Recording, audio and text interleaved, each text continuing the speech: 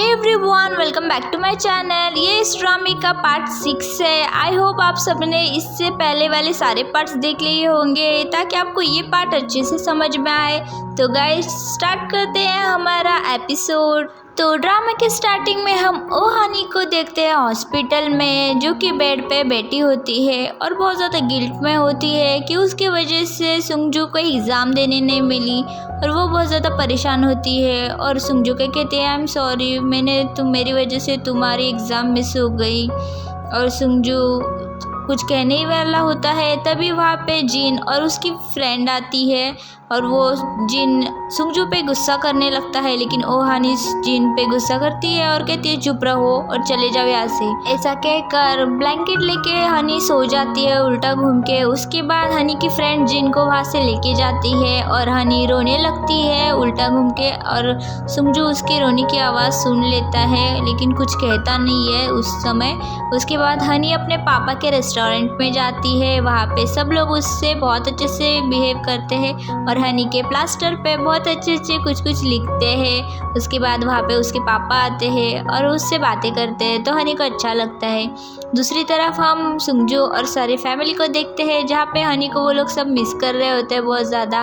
और हनी को हम रूम में देखते हैं, जहाँ पे हनी को सब कुछ याद आ रहा होता है कि कैसे अभी तक सब कुछ हुआ और उसने कितना ज़्यादा परेशान किया सुंगजू को। उसके बाद वो एक लेटर लिखती है और डाइनिंग टेबल पे रख के वहाँ से अपने बैग लेके घर से चुपचाप जा रही होती है। तभी सुंगजू वहाँ पे आ जाता है, हनी को देख लेता है और हनी से बातें करने लगता है। तो हनी को कहता है क्या चुपके जा रही हो चोरों की तरह यहाँ से। तो हनी कहती है नहीं, मैं अब तुम्हारे लिए और परेशानी नहीं करना चाहती कुछ भी, आई एम सॉरी।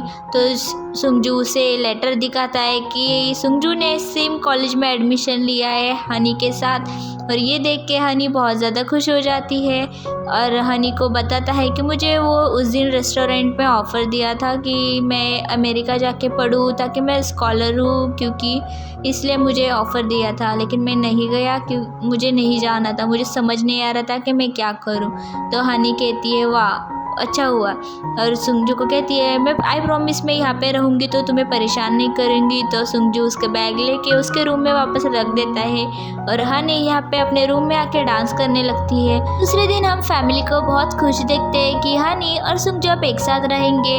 और हम थोड़ी देर बाद अंकल को देखते हैं, जहाँ पे जीना आता है और अंकल को कहता है मैं हनी को बहुत पसंद करता हूँ, इसलिए मैं आपकी हेल्प करना चाहता हूँ।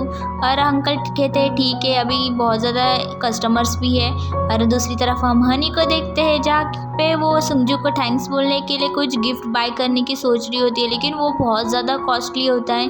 तो वो पार्ट टाइम जॉब्स करना स्टार्ट कर देती है। वो एक स्टोर में काम करती है, जिसकी वजह से वो रात को बहुत लेट आती है और बहुत थकी होती है। और सुंगजू उसके रूम जब आता है तो वो बात करते करते वहीं पर सो जाती है, तो सुंगजू देखने ही लगता है उसे। दूसरे दिन हनी फिर से फ्रेश होकर मस्त अपने जॉब पे जाती है। वहाँ पे सुंगजू आ जाता है, तो हनी पहले तो वो दोनों एक दूसरे को नहीं देखते, लेकिन हनी को वो दिख जाता है तो हनी चुप जाती है, अपने फेस को हाइड करके उसका एक्सचेंज मनी दे देती है। तो वो गलती से ज़्यादा दे देती है, तो सुंगजू कहता है आपने ज़्यादा दे दिया। तो कहती है कुछ नहीं, आप ले लो प्लीज़।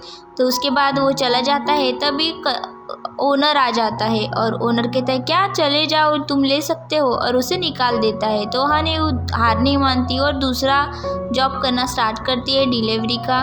तो उसके बाद उसको फिर से सुंगजू के पास जाना पड़ता है, लेकिन वो फिर भी हार नहीं मानती और नेक्स्ट डे वो सुंगजू के लिए एक गिफ्ट बाय करके लेके आती है, जो कि बहुत अच्छा होता है। लेकिन सुंगजू तभी भी इतना खुश नहीं दिखाता उसे, और उसकी तभी मॉम आ जाती है, वो कहती है बहुत अच्छा है, और नीचे आके सुंगजू हंसने लगता है, मतलब सुंगजू को अच्छा लगा था गिफ्ट। और हम स्कूल में देखते हैं, जहाँ पे अवार्ड्स मिलने वाले थे सारे बच्चों को जिन्होंने अच्छा परफॉर्म किया था स्कूल के एंडिंग में, और यहाँ पे हनी और सुंगजू को भी अवार्ड्स मिलने वाले थे, इसलिए पूरी फैमिली आई हुई थी देखने के लिए। और जहाँ पे सुंगजू को अवार्ड के लिए बुलाया जाता है स्टेज पे, तो सुंगजू चला जाता है और पूरी फैमिली बहुत खुश होती है और हनी भी बहुत स्माइल कर रही होती है। और सुंगजू की मॉम हमेशा की तरह फ़ोटोज़ क्लिक कर रही होती है और सुंगजू बहुत अच्छी स्पीच देता है और सबको थैंक यू कहता है कि उसे सपोर्ट करने के लिए, इतना प्यार देने के लिए, और सब लोग तालियां बजाने लगते हैं। उसके बाद हनी का नाम आता है और हनी को बुलाते हैं स्टेज पे। तो हनी स्टेज पे चली जाती है और सब लोग उसका फ़ोटो खींच रहे थे। तो उससे ऐसे फील होता है कि उसे सुंगजू के साथ मैरिज हो रही है और वो फिर से अपने ख्याली पुलाव पकाने लगती है और सुंगजू के साथ शादी के लिए हाँ करने को कहते हैं। तो वो कहती है हाँ मुझे शादी मंजूर है। तो जिन कहता है हाँ मुझे भी शादी मंजूर है, हमें हनी के साथ शादी करने के लिए तैयार हूँ। तो सभी सुंगजू की मॉम कहती है मुझे ये मंजूर नहीं है। ये सब कुछ देख के सुंगजू कहता है ये सब क्या हो रहा है हनी। तभी हनी सुंगजू के ऊपर गिर जाती है नीचे उतरते हुए और सब लोग देख के हंसने लगते हैं। उसके बाद हनी को सब लोग कांग्रेस कहते हैं और उसके बाद सब लोग एक दूसरे को बाहर देखते हैं। तो वहाँ पे एक कपल होता है, उन्हें देख के वो लोग बातें करते हैं। उसके बाद सुंगजू दिखता है उन्हें। तो वो हनी को सुंगजू की मॉम कहते हैं जाओ सुंगजू के पास और फोटो खींचो, और उसे धक्का दे देती है। तो सुंगजू उसे अपनी तरफ खींच लेता है और कहता है चलो फ़ोटो खींचते हैं। लेकिन हनी पहले नहीं कहती, लेकिन सुंगजू खींच लेता है और कहता है मॉम फ़ोटो खींचो।